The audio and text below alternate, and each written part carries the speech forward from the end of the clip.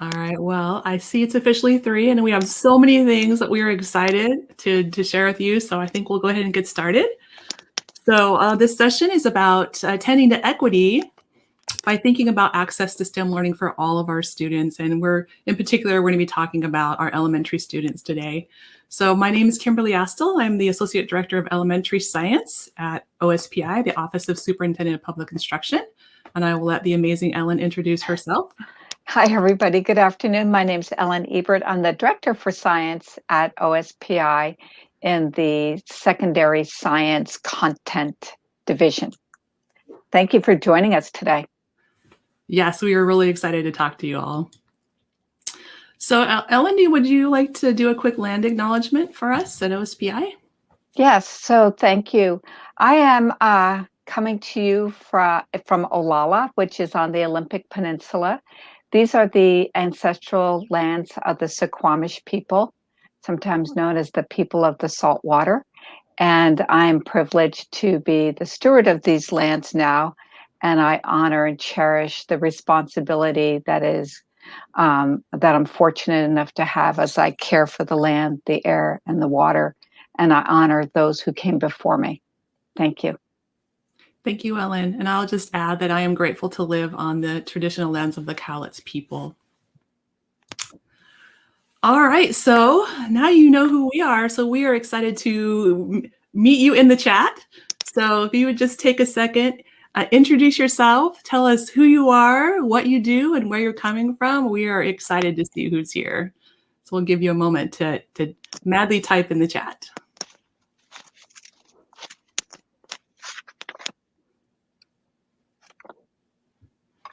I've learned there's a new type of wait time. It's the wait while people are typing in the chat.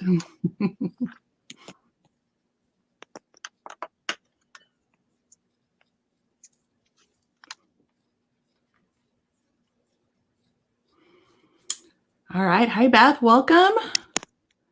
All right. We have a reading interventionist here. We got a kindergarten teacher here. All right. We have Jeff here from Spokane. All right. We have some teachers here today. That's great. It's great to see teachers attending on the leadership pathway as well. Welcome, Paige. Hi, Brett. Welcome.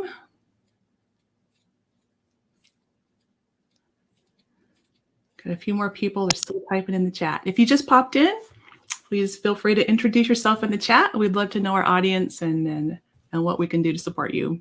So while you're still typing, I'll go ahead and move on, and feel free to keep on getting into the chat there. So today we want to talk about what is our shared vision we have for all of our students. And we're going to be thinking specifically about equity and access for all and how that affects them. Like how do students who have equitable access, how is their experience different? Ellen's going to be talking to you specifically about what do our Washington state laws say about equity. And we'll kind of wrap up by thinking about what can you do, what can we do together, what resources are there to support you, and how can we connect and work on this together. Just a note, that should be a 4:25, that we've learned our session just ends all by itself automatically at 4:25. So we'll try and make sure we're finished by then. And because we wanted you to have a chance to follow up, we'll open up, if there's interest, we can open a Zoom room after this to follow up. So that'll be another opportunity. So we have some materials here for you. So we have created a little personal notebook for you to take some notes. All the links are also in this notebook. We just drop these in the chat here. Sorry, they're a little squished together. The Jamboard link is also there that we'll be working on together. And then there's also the link to this slide deck. So the links are also there as well. So you definitely want to take a moment to open up that personal notebook, because it will have all the links, and also you'll be doing some work yourself in that document. So notebook, Jamboard, and the slide deck. Let us know if you need any of those links again, and we'll be happy to drop them in.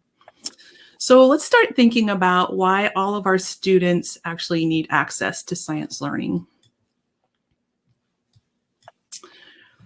So a little question to get us started.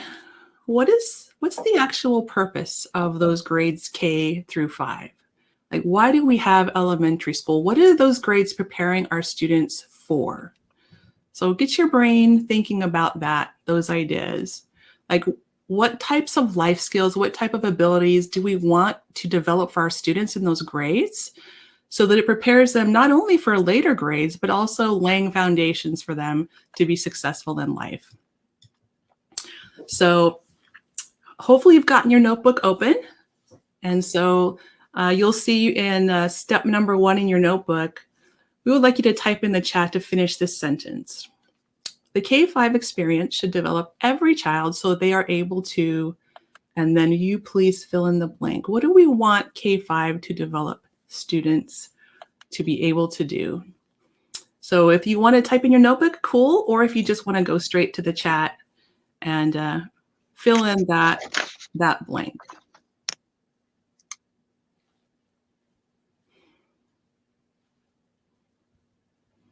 I'm doing the waiting while people are typing wait time.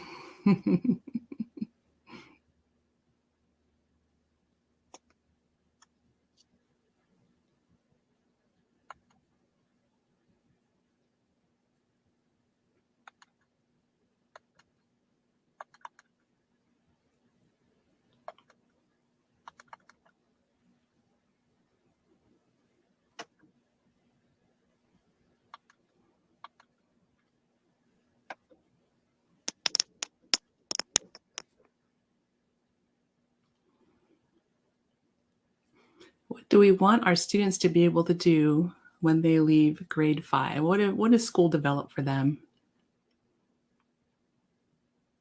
I know everyone's typing madly.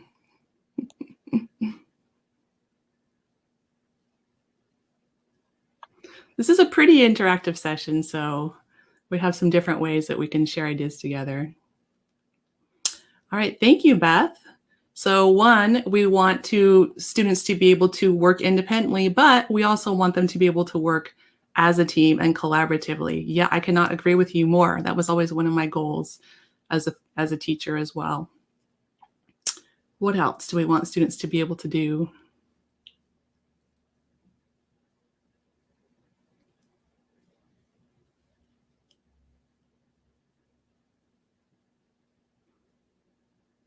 Thanks, Brett. Develop critical thinking and problem-solving skills. Absolutely, cannot agree with you more. Fawn, thank you. We want students to learn to communicate, and I would add probably communicate in many different ways. And you agree with Brett to think critically. Awesome. Thank you, Jeff. Growth mindset. Yes, it's totally great to make mistakes and learn from them. Skills to communicate precisely, and a positive disposition for problem solving. So you agree with Brett about the problem solving. Thank you. Appreciate that. So lots of, and of course, we could probably be listing all day. What do we want our students to be able to gain from those K-5? So feel free to keep dropping in. And I'm just going to lay just a little bit of thinking around these 2 terms as we'll be talking about them today. So when you hear us talking about science, we're talking about those 4 disciplines: life science, physical science, earth science, and space science. All the practices that come along with that, be acting like a scientist, the behaviors of scientists, learning the content in those 4 areas, and also being able to reason, make claims, support with evidence, like engineer, all those pieces. When you hear us talking about STEM, that is looking at each of those, the STEM, they're all 4 different disciplines, right? So it's the science disciplines that I just talked about. It's also technology, engineering, and math, and each of them has their own elements, their own pedagogy, their own content that must be learned in order to integrate them. So science and STEM. All right, showing you some awesome images here. These just inspire me so much. This last one is one from my own classroom when I was in the classroom. So let's start thinking about really how important is it that students have science and have STEM in the elementary grades? Like, why is it important for them? All right, so let's take a look at those things we listed. from Beth and Brett and Fawn and Paige and then Jeff. Which of those life skills do you think are developed by students as they engage in science and in STEM learning?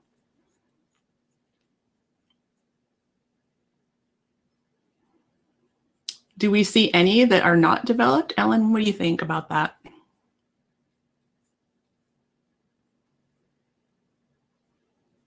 Yeah, I'm wondering, the ability to work independently and as part of a team. How well are we able to develop those skills? Yeah, Paige is saying that if we give our students these experiences, they're able to develop all these skills, right? They practice working as part of a team. They are developing critical thinking. They're developing their problem solving skills. So she's thinking all of these are developed. So I'm going to take a moment to dip into a few of our science standards and see what are they asking students to do as we develop these learning. So these are some first grade standards around waves. So notice that our students are being asked to plan and conduct investigations. This is not the teacher planning and conducting. This is the students helping to plan and conduct, right? So, and they're doing it to discover how sound and how vibrations work together. We also are asking our first graders to observe so that they can make a claim that's supported by evidence, right? And so I'm noticing that Jeff is talking about being able to communicate precisely, so using evidence to support, right? As they're planning conducting investigations, they're working as part of a team. They're developing critical thinking skills. We're even asking first graders to use tools and materials to design and build a device. We're asking them to engineer, right? So they're going to have to communicate. They're going to have to think critically. They're going to have to problem solve and work together. So these are first grade standards that ask them to do all those things that you have already called out. Here's some fifth grade standards. Notice in this one, fifth graders are going to be applying their math skills. They're going to, first they have to learn where's water located on our Earth, and they're going to need to graph that to represent that and as a model, as a math model. And then this is actually a kind of a research piece. They're going to be conducting research and discovering how people can solve problems around Earth's resources. So Deborah, thank you for adding some things. Curiosity, critical thinking, communication skills, and contributing. Absolutely. And then, so here's a few third grade standards.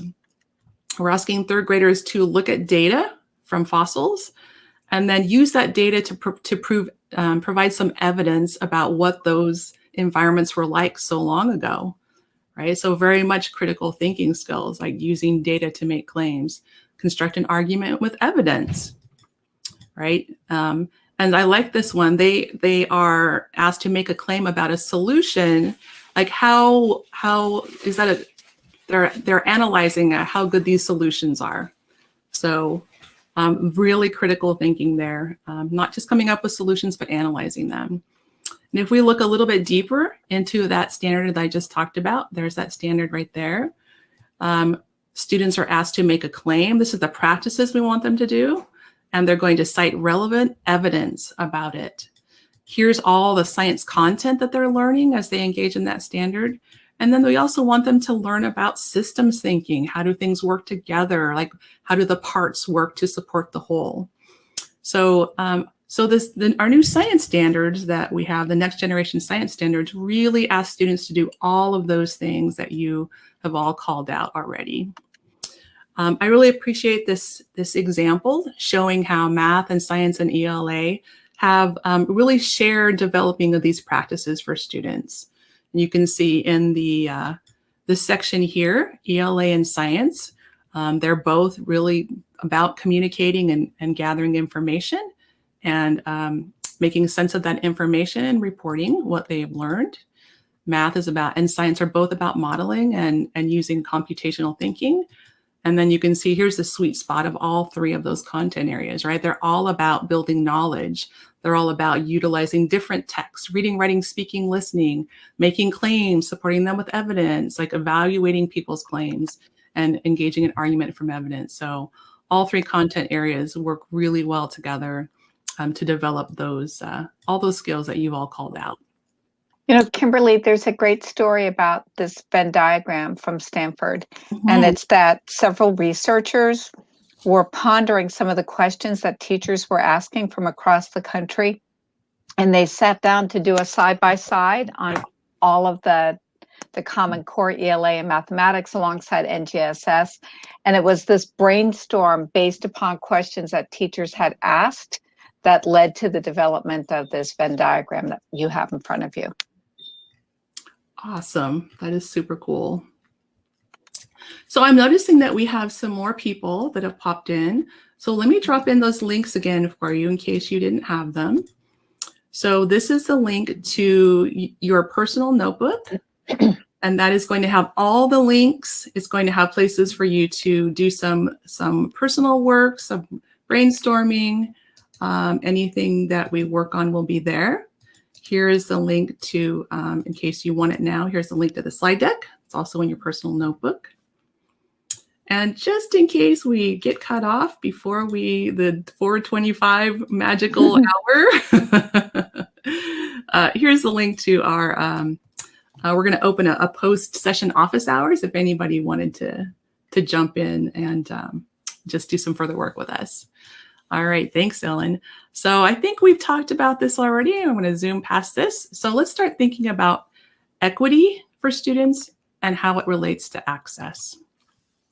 So we have it's a couple page article. It's a pretty quick scan. And so this is about equity in learning. What does equity in learning mean? And so let me, let's see. So you do have the link in your notebook there if you have that open. Here's also the link to this excerpt. So we're going to give you 5 minutes to scan this excerpt. I know that's not a lot amount of time, but dip into whatever is interesting to you. If you, let me go to our notebook here. So right here, number 2, there's also the link to the excerpt right there. And if you wish to copy anything in there from the excerpt, you can drop it in here. And we're going to give you about 5 minutes of quiet think time, and then we'll come back and just see what you pulled out of it. I'm going to set our timer here for 5 minutes, and we'll give you a little think time there. Don't need to turn your cameras off because you're already set. Students, in order to know what they need. So I love it.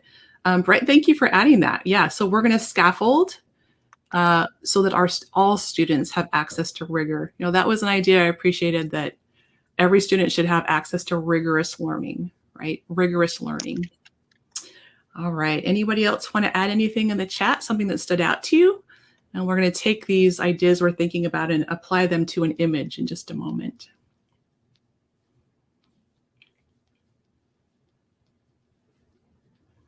Yeah, because their teachers are drawn to the classroom because they love those relationships. I know that is the thing that having not being in the classroom, that's the thing I miss the most, right? Is the learning relationships and just having that collaboration with relationship with students. All right, if you would like to add anything else, feel free. Beth, yeah. So true. Having the same students all day and having them in different contexts, you just build those layers upon layers of relationships with elementary. I mean, I love that so much. And Beth, I have not had the opportunity to have students for, 5 years, 6 years. So that's pretty rich relationships that you're able to have. Love that. All right. So Ellen, would you like to introduce this next activity? We have you just introduce this image thinking, and then I'll share them how to work in the Jamboard. Sure. Thank you. So likely you've seen images like this before, but we'd like you to take just a couple of minutes and ask you to interpret the images now through the lens of access to science and STEM learning. What do you notice now that maybe you hadn't thought about before? Yeah, this was a new image for me. There's some other images I've seen frequently. This is a new one, and it made me think about some different pieces that I had not thought of before. So we're giving you a space in the Jamboard to process and share together. Just in case you need it, let me drop the Jamboard chat, a link here in the chat. And if Jamboard is a new tool for you, it's super useful, I'll tell you. I really am grateful for Jamboard.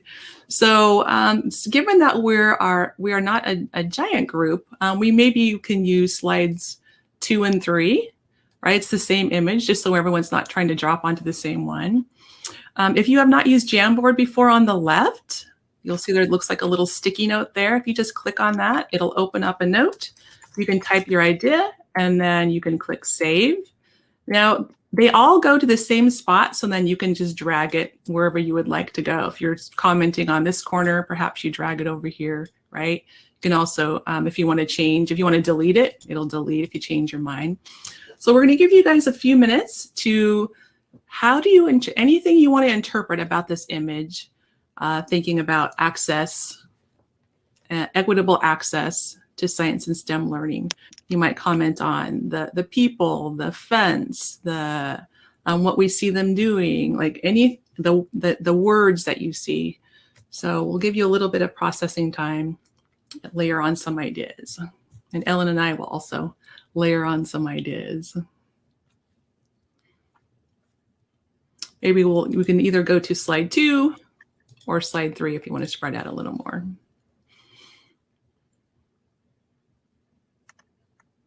And then you can grab that and drag it and drop it where you would like it to go. Thanks. Mm-hmm.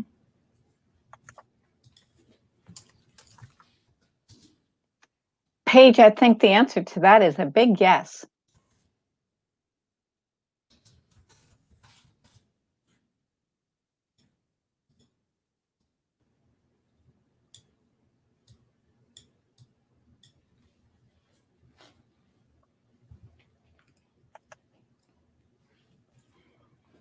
Again, if this is a new tool for you, you just go over on the left and click on the little sticky notes tool, and then the sticky note will appear and you can type in.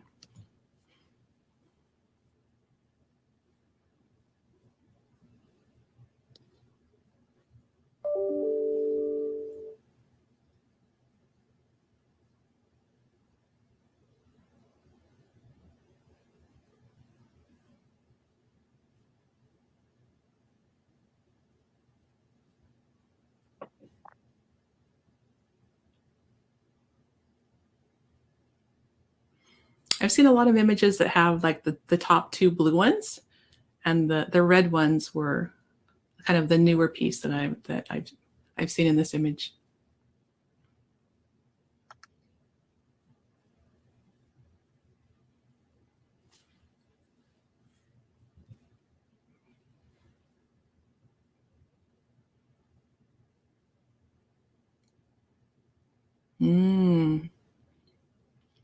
Great point. Great point. That wall is still there. Like, we have to scaffold these kids up to get them over that wall. Great point. Thank you.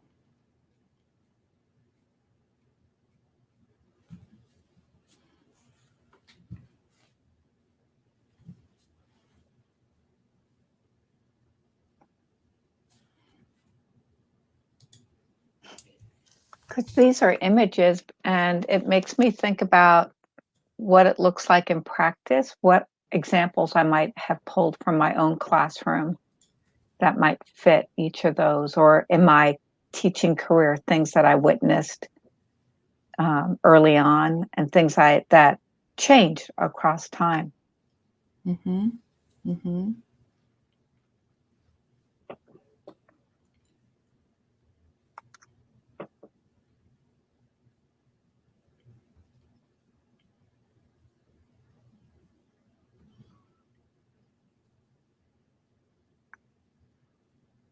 And something I was thinking about when I saw this image.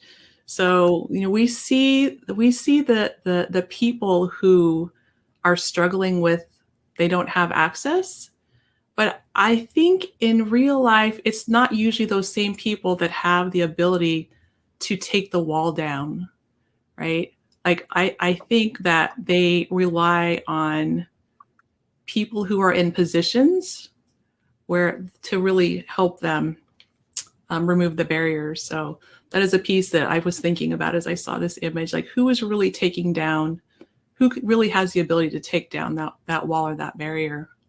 Mm-hmm. All right. So feel free to keep adding in. Yeah, Paige, feel free to put in whatever comes to your mind. That would be great. Thank you. And perhaps you'll keep mulling over this and come back to it. Because I know I saw this image like a couple weeks ago, but I still keep thinking about it. I still keep coming back to it. So feel free to drop in, and we're going to probably move on, but feel free to continue to drop things in. So thinking about equity and access and who has access and who doesn't, this is some data. This is from the National Survey of Science and Mathematics Education. And they looked at the number of minutes that students have access to science, actually to all the content areas. So you'll notice that students and this is like across the country in 2018, in rural, students had 86 minutes spent on reading language arts, 59 minutes on math, and this is per week or per day. Science is 18 and social studies is 17. And then if you look at suburban, 85 minutes on reading language arts, 57 on math, 19 on science, and 16 on social studies. Urban, 92 minutes on reading language arts, 60 on math, 22 on science, and 18 on social studies. And then it's also interesting to note science going across. So a lot of people are thinking about the ideas that for our students, there's not an achievement gap that we see it. We see the appearing in like assessment scores, but it's really more of an opportunity gap, right? Which students have opportunity to science and STEM and which students do not. So we wanted to give you a moment to think about your own microcosm, your own sphere. So for where you sit, what are the factors that you yourself see that tend to get in the way of having all students have equitable access to science and STEM in elementary? What are the things that you see that get in the way? You might think about what are the practices, what are the policies, like are there people that are like maybe they're gatekeeping opportunities, or there's just barriers that are either created or being perpetuated. So if you go to your notebook, and this is part 3 here, we're just going to give you some time to do some private thinking, some private listing. And this was very helpful. And I did this practice for myself to start understanding my system a little bit better. So we'll give you a little time. I'm going to set my timer for 5 minutes.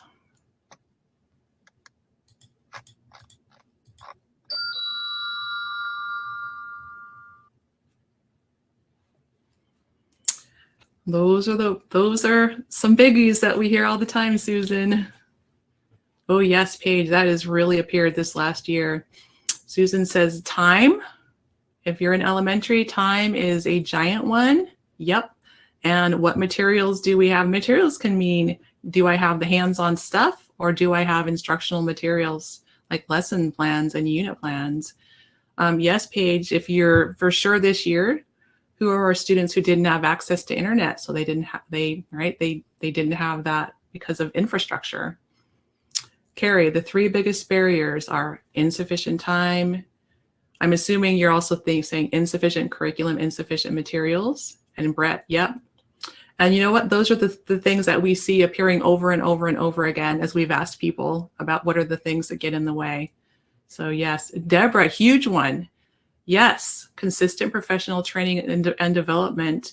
That's another giant one. We see a large range in the access that teachers have, to support them in doing this. So thank you so much for bringing that one up as well. Yeah. I think there's a lot of, as we've talked to different people, there's some pretty common agreements about what the things are that just get in the way. Yep, very true. Thank you, everyone. Feel free to keep dropping in. Yes, Paige, that is another one that is just one one of the main things that we're hearing that with those very limited instructional minutes, right, there's more focus on ELA and math, as we've definitely been hearing that one as well quite a lot. Thank you for bringing that one up, Paige. Is there anything else you want to add, Ellen? Yes, funding for the curriculum and the materials you need. Thank you, Paige. I was going to say that I've been in this position for 11 years. This is going on year 12. And there's always been talk in the legislature about professional development days that are designated for certain different disciplines. And yet it never seems to come to fruition. Yeah. So these are all extremely real challenges. We know, and I taught elementary for 17 years, and these are real challenges, everyone. So thank you for bringing them up, and we're going to kind of think about them together. So we got our challenges listed, and of course, depending on your situation, other people have different challenges, right? Some people have curriculum, but they don't have time. It's very personalized, I think, as far as what your challenges are. So as we've been thinking about this at the state level and talking to lots of different people, we have some key ideas that have come forward about thinking about equitable access, inequitable access, and what are really the main effects for students. So we've noticed that it's, who was it? Paige brought it out, that there's this focus on ELA and math. And really that was also kind of that focus before COVID as well.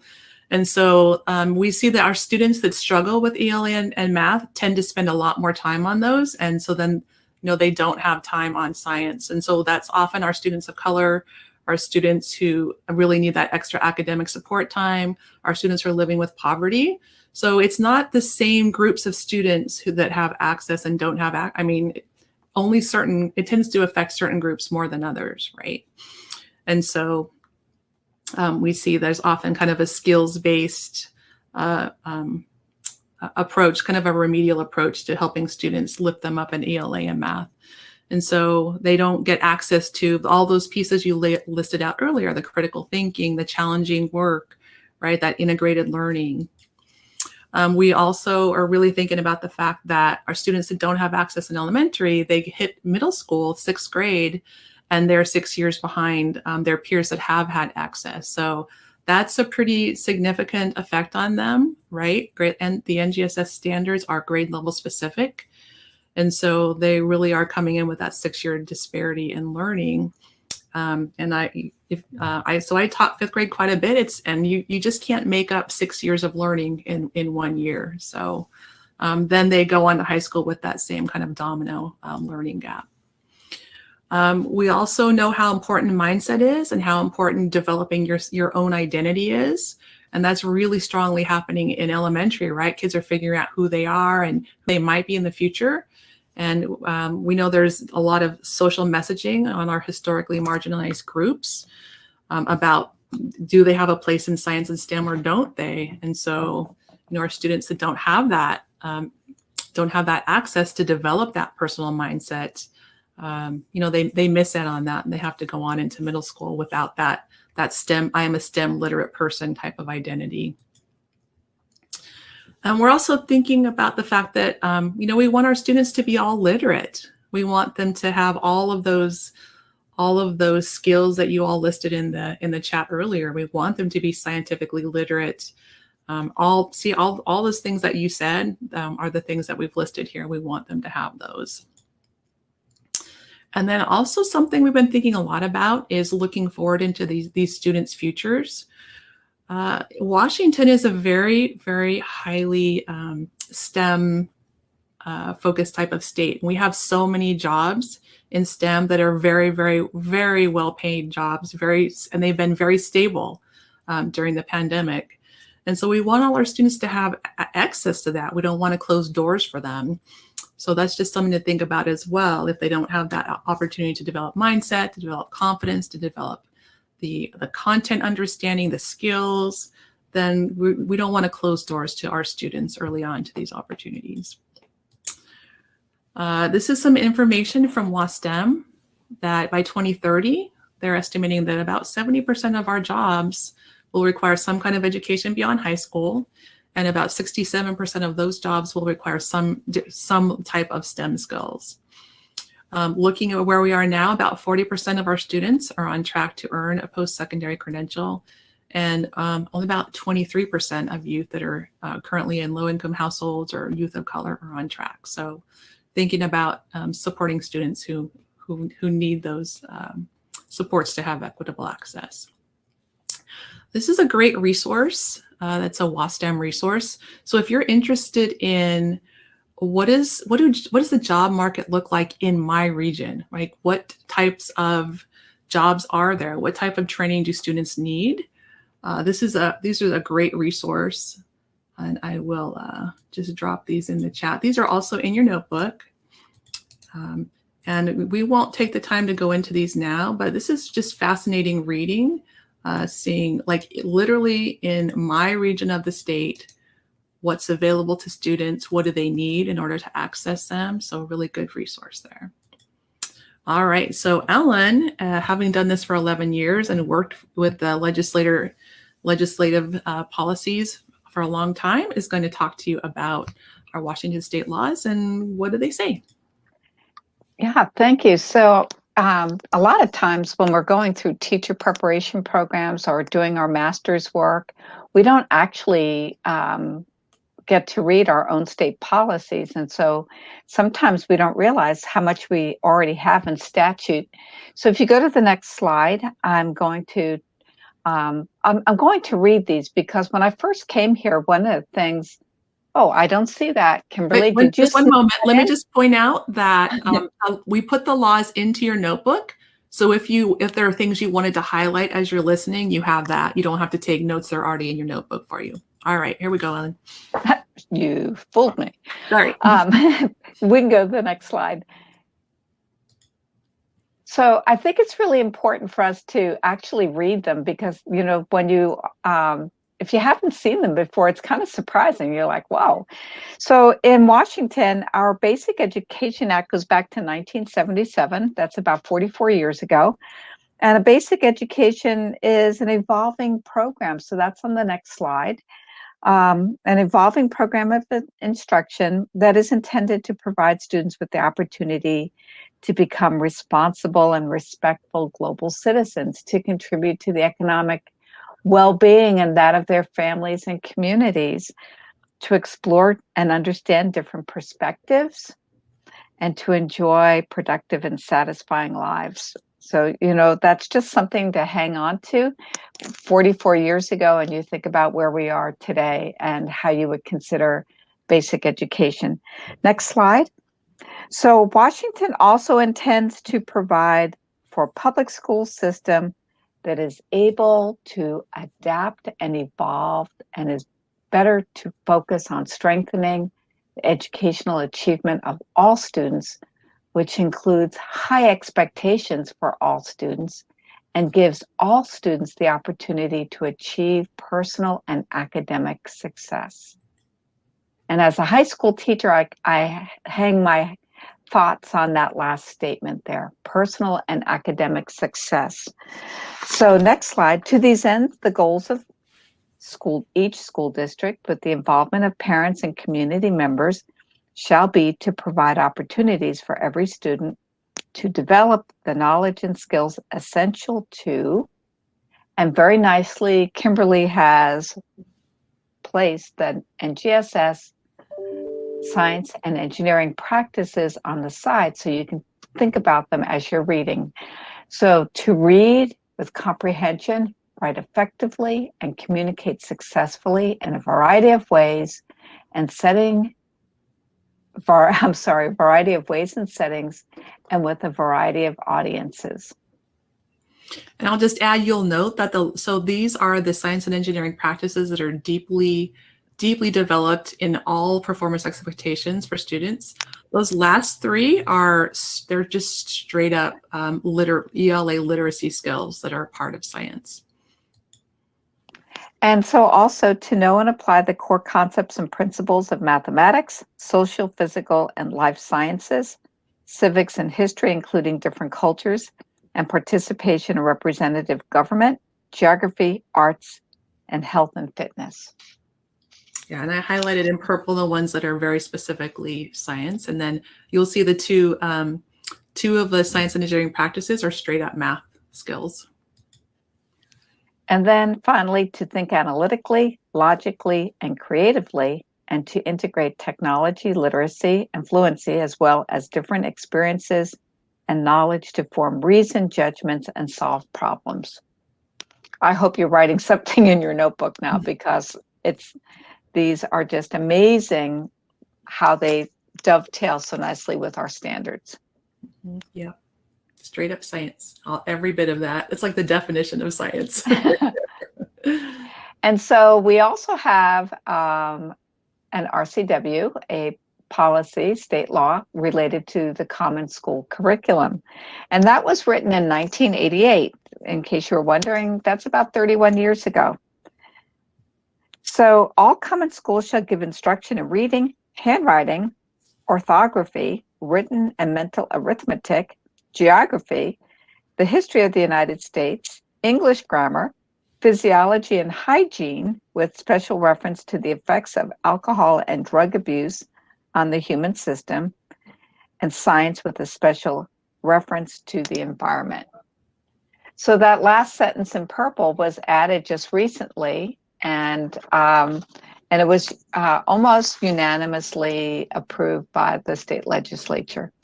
The next policy is around environmental education, and that was passed in around the year 2007. So pursuant to the RCW 28A 230.020, instruction about conservation, natural resources, and the environment shall be provided at all grade levels in an interdisciplinary manner through science, the social studies, the humanities, and other appropriate areas, with an emphasis on solving the problems of human adaptation to the environment. And that's another big wow. And then our last policy is a WAC 181-85-075, and that's about the certificate renewal rules for teachers in STEM-related subjects. And it is a recent policy and became active last year, 2020. So applications for certificate renewal must demonstrate completion of at least 15 continuing education credit hours, emphasizing the integration of science, technology, engineering, and/or mathematics instruction. This renewal requirement applies to teachers in the following areas: elementary education, early childhood education. The intent of the RCW is to ensure students have exposure to authentic STEM integration experiences which align to state learning standards, including information about STEM-related career choices. And the intent is for educators to incorporate the learning from their STEM activity within their professional practice, such as classroom or professional development opportunity. And that is what we call a STEM clock hour. And so if you've ever wondered why there are all these requirements around the STEM clock hour, it's because it's been legislated. There you are. And I was very interested to see that elementary and early learning teachers are considered STEM professionals. That was a big surprise to me as well when I saw that. I'll tell you, as a classroom teacher, I had no idea there were any state laws that talked about what I provided in my classroom. So this was a big, giant ahas for me when I saw these state laws, Ellen. It's actually opened up the opportunity and policies that are being considered, that are being discussed now that they have the STEM clock hour requirement, this renewal requirement.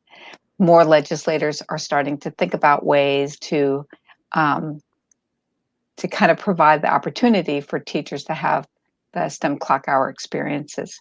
Mm-hmm. Yeah. Thank you, Ellen. Appreciate that. So now that we've talked about what we want for students, we've talked about what does equitable access mean, we've looked at our state laws, we've thought about what are the challenges that are getting on our way. Let's be engineering minded now and think about what can you do where you sit What can we do together? What can we do to help you? What can we do to support you? What do you need? So let's do a little processing and thinking together time here. So this is, as we've been working on thinking about K-5 science this past year, this is the vision that we are crafting, what we want for students. So to provide equitable access to learning and future opportunities, all elementary students in Washington State will consistently receive sufficient quality time engaged in coherent, high-quality science learning experiences aligned to our state-adopted standards, NGSS, so that they can develop as confident, scientifically literate people and voters who can solve problems and make informed decisions and successfully pursue careers of their choice. This is our hope for all of our students. And so in order to achieve that, let's think about what you need, where you sit, and what you can do. So looking at your notebook, this is down after the state laws. This is step 6 here. This is a little place where you can think about, what are the assets that I have available to me? What supports do I already have? What people do I already have that can help support this? What can you do from where you stand? Because everyone can do different things depending on where they're at. What do you need? And how can we help you? Because our job is to support you so that you can support our students. So we're going to give you a little think time to do some mapping here. And as you're doing that, in our Jamboard, we have over on slide 5 here. Here's a place where you can put some Post-its. What is the help that you need? Because that will inform us so that we know best how that we can help you, right? So what is it that you need? And then there's also a place where you can just send some notes to Ellen and I. Any communications about what do you specifically need, want, questions, just a place where you can drop in. And then we can if you wish to attend our after session Zoom hours, then we can also go further into that. So we're going to give you some time to do some asset mapping, thinking about what you can do, and then how we can help you as well. And feel free, if you want to dip into the Jamboard there, or just work in your notebook for now, that would be great. Okay. So we're going to give you about 10 minutes or so, maybe to not only map in here, but also to layer some things into the Jamboard.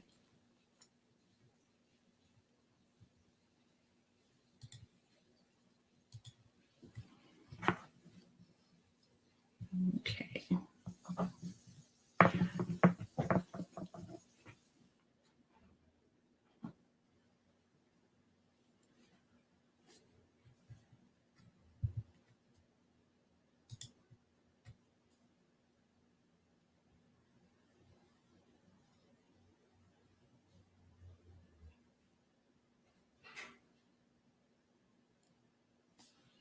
If you have just dropped in, then let me drop the links in that people are working from.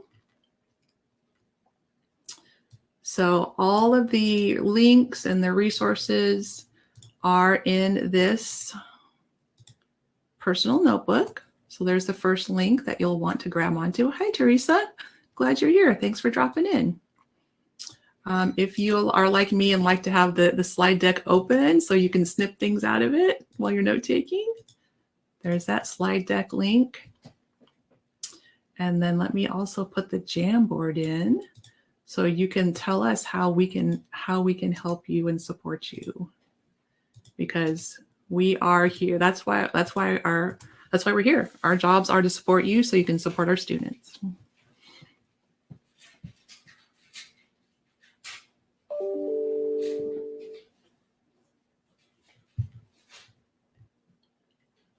So if you have just dropped in, we are giving people a little time to think about where they stand.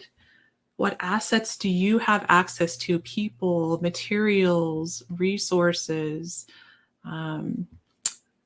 your own skills. What do you have that are assets that can help you provide equitable access to science learning for all students? What can you do from where you stand? What do you need, and how can we help you? So that's in your notebook, part 6, if you just dropped in. And we'll move on to some resources for you. I think I have a comment to make as a former secondary teacher. It was so obvious when students came into secondary and they had not had any prior science or STEM experiences, and they were just so fearful. They would stand back all the time. If we were in group work, if we were at the lab stations, they wouldn't engage. And it's because their confidence just wasn't there. Or they thought that science was understanding the vocabulary and being able to tell you the definitions without being able to tell you why they were thinking about an idea or an observation. It was really evident that we do a huge disservice to our kids, just in that one aspect alone, that ability to transfer information. Mm-hmm. And we've heard that from multiple people who teach middle school, that they can absolutely tell the students who came from schools where they had access to science and those where they didn't, and that it's a real struggle for their students who didn't have, that they come in without that prior knowledge and prior skill building. These are excellent things that are being posted, and things that we have heard from multiple people. We know these are real needs, and real help is needed. Thank you for posting these, everyone.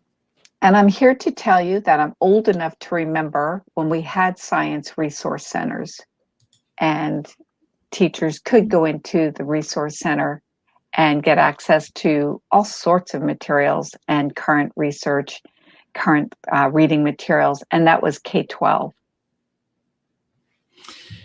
My student, so I was in the classroom the first year of the pandemic, and my students had iPads, and I happened to have these little jeweler's loops. They cost $3 each. And my students discovered that if you take a jeweler's loop and you put it over the camera of your iPad, then you can take these amazingly, it just magnifies what you're seeing. And they were just fascinated. They took the most amazing photographs. So, how can we use the technology now that we're leaning more that way?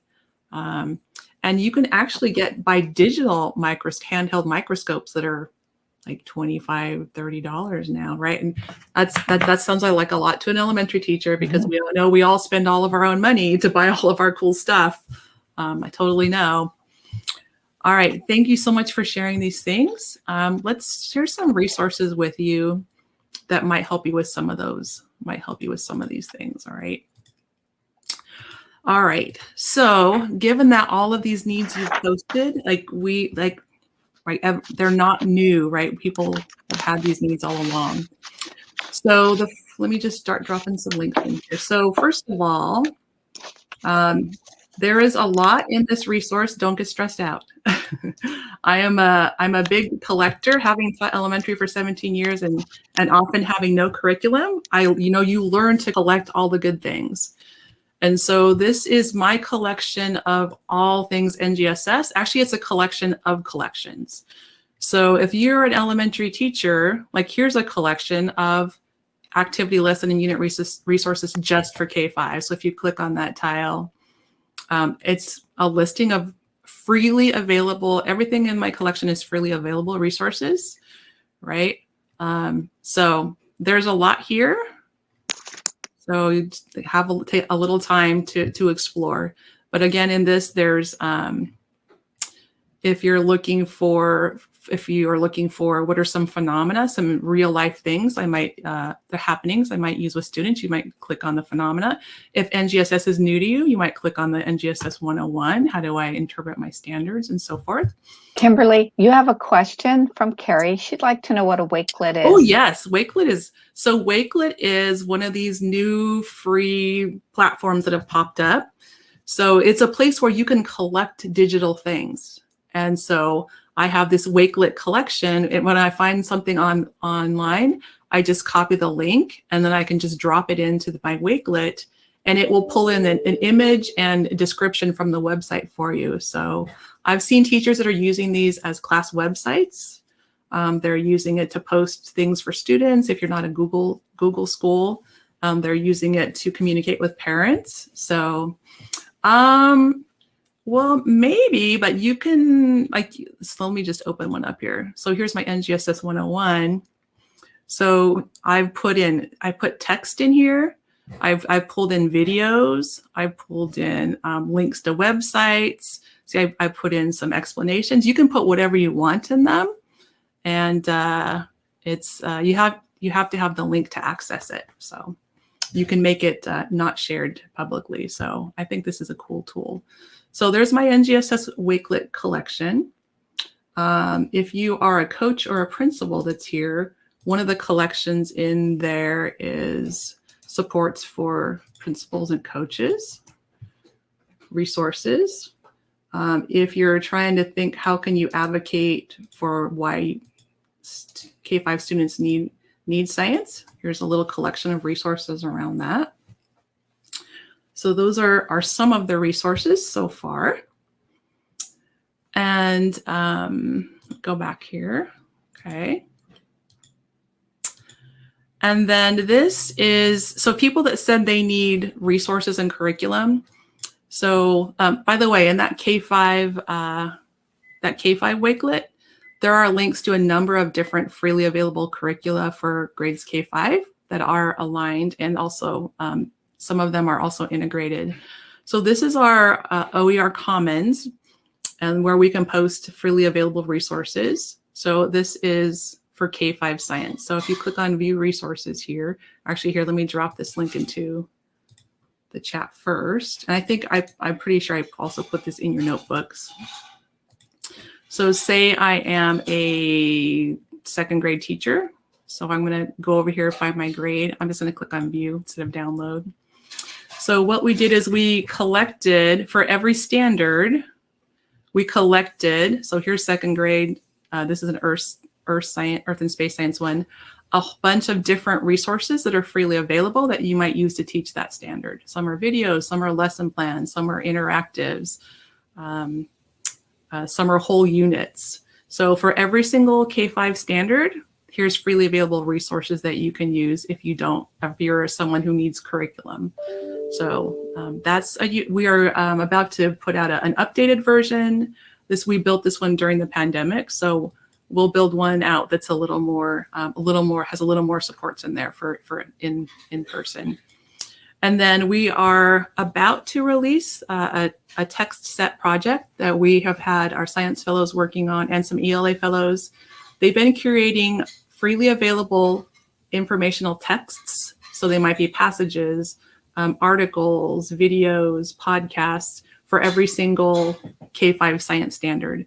So if you're looking for resources to integrate your science and your literacy, we'll have these coming out pretty soon, along with some professional learning on those. So, so hopefully before school starts, working hard on those. All right. So there's some resources there for you. And again, the NGSS Toolkit Wakelet, it has many collections of resources. So don't get stressed out.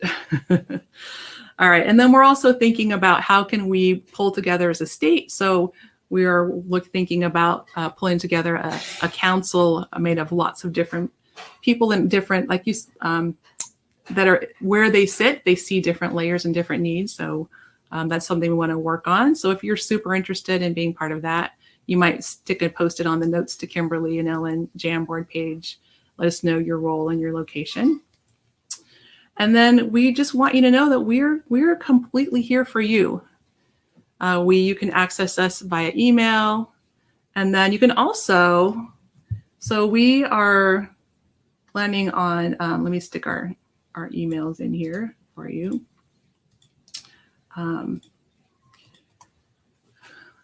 We are planning on starting newsletters. We're planning on sending out a lot more information for teachers and leaders. And so if you aren't signed up for the OSPI updates, it'd be great if you took a moment to sign up, because that way information will come out to you, because otherwise, it might not make it to you. So there's that. And then just before I forget, let me drop this link to, if you are thinking, oh, I really would like to know more about the Wakelet, or I have some questions, or tell me more about these resources, then we're happy to open up. I guess I shouldn't say, maybe Ellen has something else planned, but I'm happy to open up a quick Zoom session if anybody wanted to just connect further. So, well, Kimberly, I had one more thing a resource to suggest, and that is awesome. the current PD opportunities that are available through your ESDs and the Climb Time funding. So it's the link is climbtime.org, and each region has a set of a calendar of learning events that are free for all our teachers through the generosity of our state legislature. And all of these are current teachers. We've served about 15,000 teachers, maybe more in the last couple of years. And teachers have reported how much they appreciate that the materials are contextual to Washington, and that they're able to use them in real time. Especially having current data sets and current information and things that are real, not things that are perhaps contrived. And, as I taught for many years, very often we would have data sets that were contrived for us to use with our students, but these are all real. These are all actual data sets from Washington State. And because this is completely funded by our legislature, everything is free for attendees. And sometimes there's a stipend to also sometimes to pay for your time, but they're all freely available. So, and there's typically STEM clock hours associated. Yes, typically STEM clock hours. All right. So I think that is the end of our session. So we have a couple minutes. If anyone has questions or wants to know more about something, or would like to see a little tour of anything, feel free to drop it in the chat. And otherwise, we're super appreciate you all being here, and excited and happy if you would like to connect further, or let us know again how we can support you. Ellen, did you want to add anything? No, just my gratitude. It's the middle of the summer and you're all here attending a conference. Indeed. In July, which often educators are often off. So thanks, everyone.